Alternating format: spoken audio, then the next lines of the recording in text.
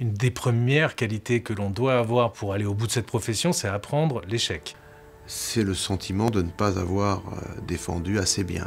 Pourquoi j'ai perdu? Pourquoi je n'ai pas réussi à convaincre? Qu'est-ce que j'ai loupé dans ce dossier?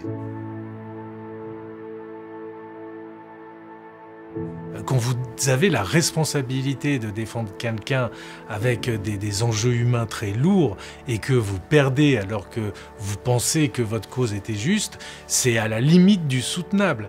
Et les victoires, on les oublie plus vite que les défaites en réalité. Parfois, elles vous font réfléchir à la question « est-ce que j'ai vraiment envie de rester avocat ?» Vous pouvez être un juge clément avec vous-même, mais quand vous perdez un procès que vous estimez gagnable, c'est toujours une remise en cause. Vous êtes face à la réalité de l'inutilité de l'avocat. Vous n'avez servi à rien, vous n'avez pas convaincu. Je crois que vous avez cette petite flamme intérieure qui vous permet de tenir et de dire « je ne lâcherai pas ».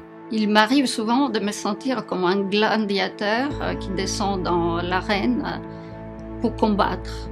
Il faut faire face, il faut montrer que l'on en veut, que l'on a raison.